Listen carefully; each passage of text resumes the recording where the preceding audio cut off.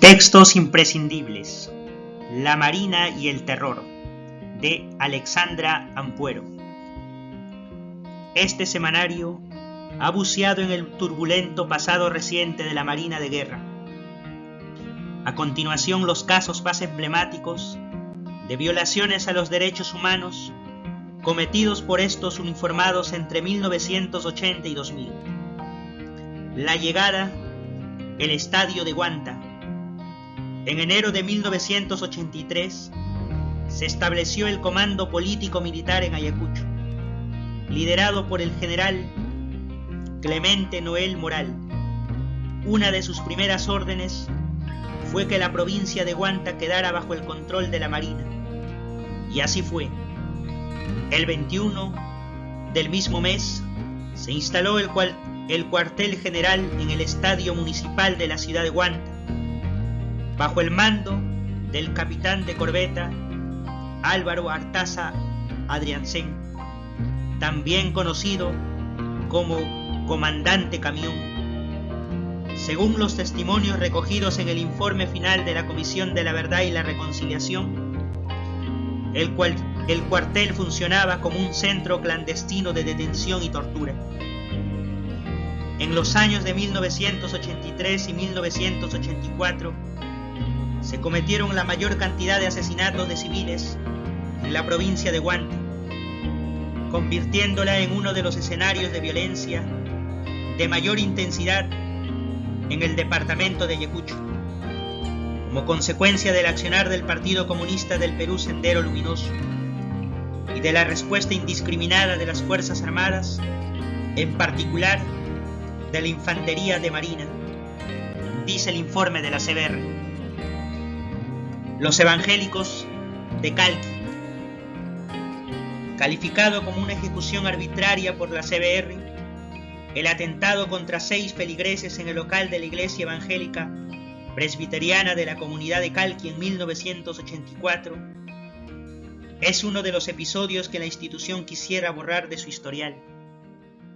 El 1 de agosto de aquel año, 18 efectivos del destacamento de infantería de Marina de Guanta y La Mar, liderados por el teniente segundo de las Fuerzas de Operaciones Especiales, Luis Alberto Celis Checa, irrumpieron en el culto evangélico.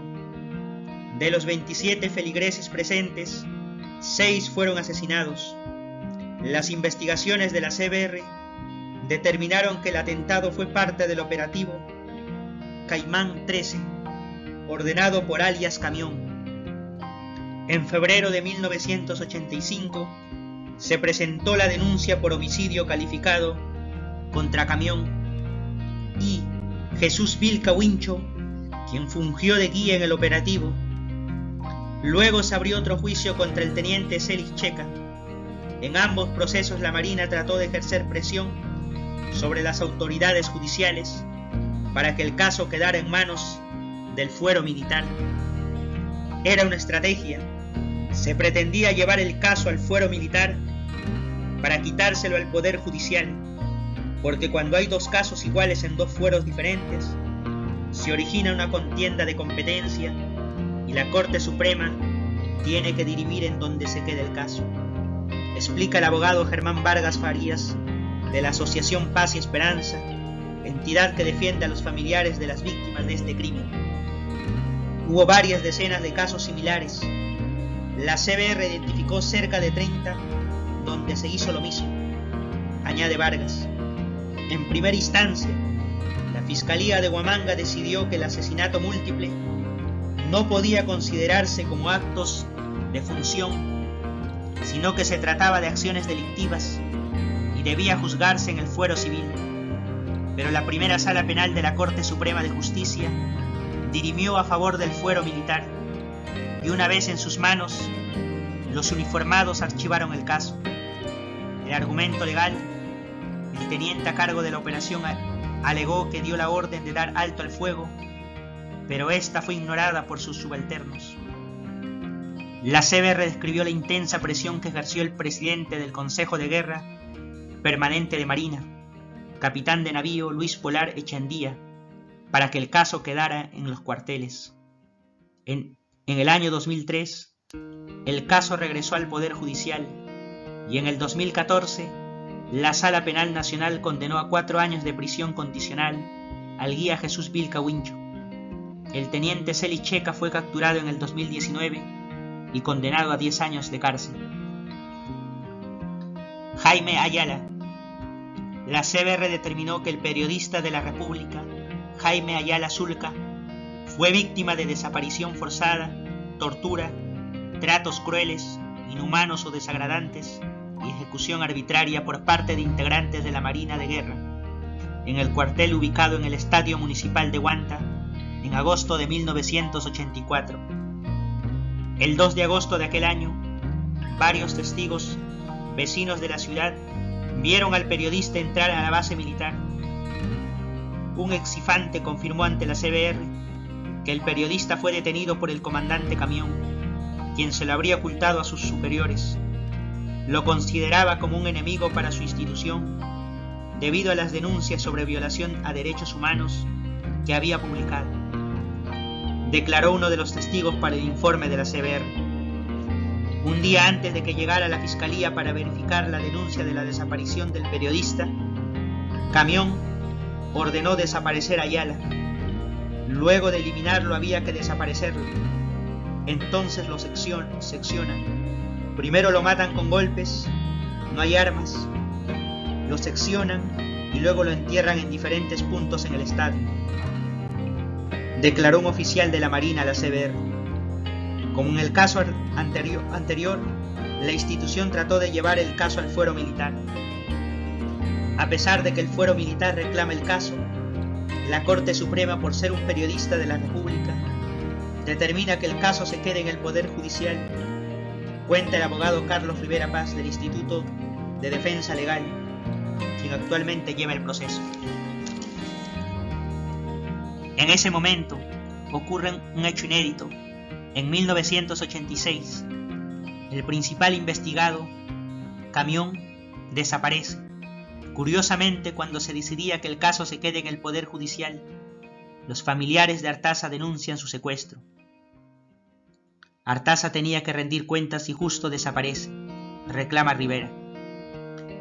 Ese año a Camión se le declara judicialmente muerto.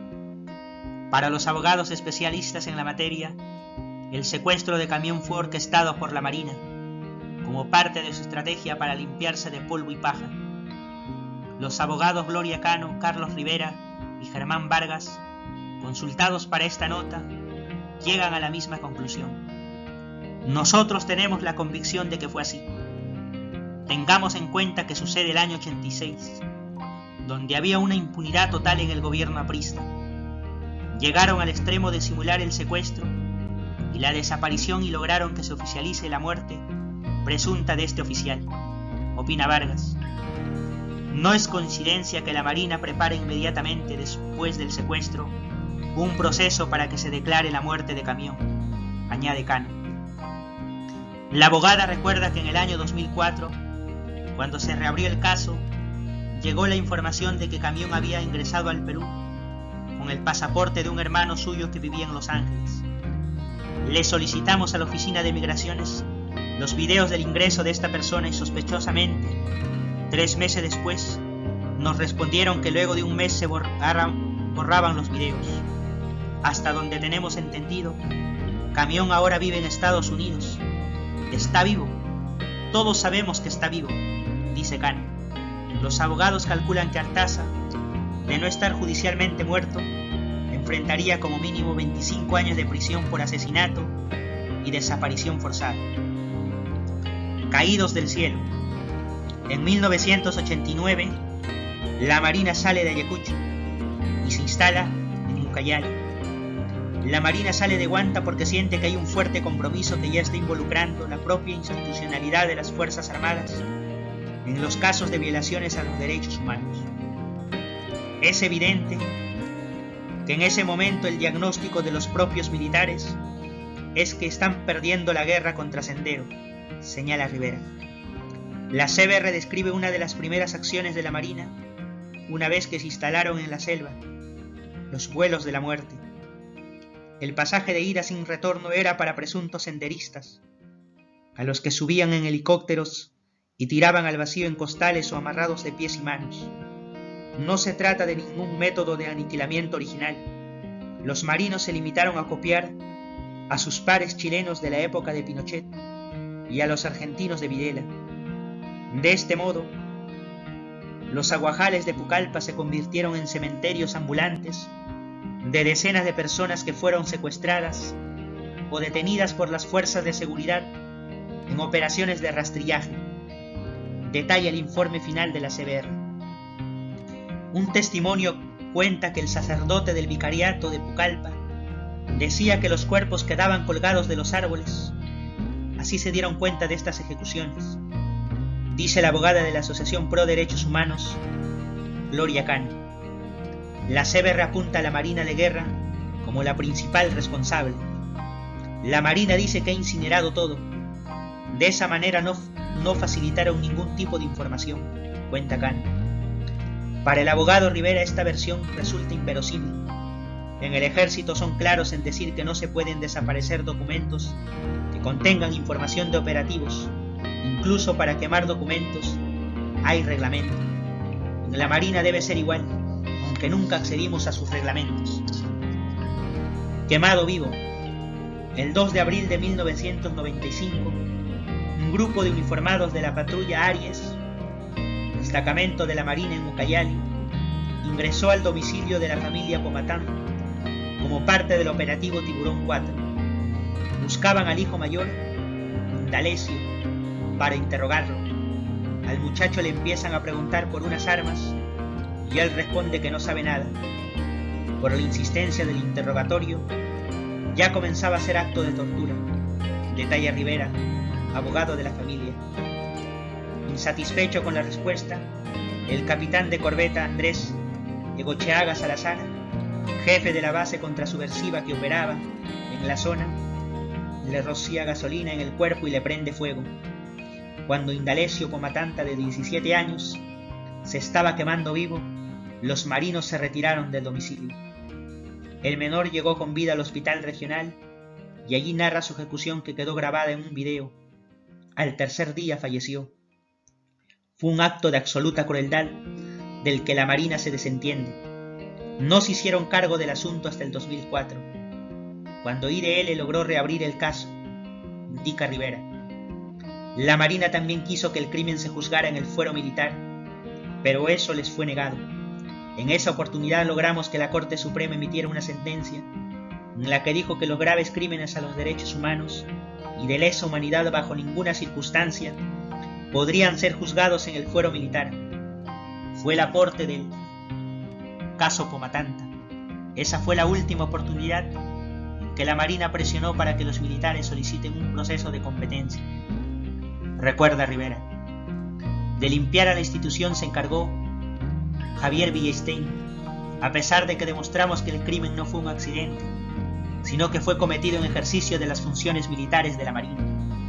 Hicieron todo lo posible en la Corte Suprema y lograron que el juez Javier Villestein los saque de su condición de civilmente responsables. Recuerda el abogado. Esa fue la peor conducta de un juez por casos de esta índole. Villestein ya venía con malos antecedentes en temas de derechos humanos, pero después del caso Pomatanta se vuelve más explícita su conducta, añade Rivera. Masacre del Frontón. Otro de los métodos de la Marina para obstruir a la justicia fue el silencio. El 18 de junio de 1986, 133 presos rendidos fueron ejecutados en el Frontón. Cuando se produce la matanza, Alan García, entonces presidente, expone que los entierros de los ejecutados sean sin participación de la familia, es decir, entierros clandestinos, y la Marina se compromete a hacerlo. Ellos desde siempre supieron dónde estaban los restos, recuerda Rivera. Sin embargo, la institución se negó a darle información a los familiares de los asesinados.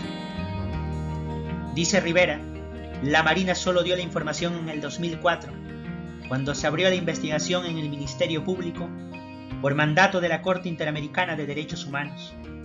Si no daban la información, la Fiscalía los podía denunciar por resistencia a la autoridad. Solo así el comando de la Marina informó que los restos estaban en 7 cementerios de la capital. Durante 18 años ocultaron el paradero de las víctimas. No lo reconocen.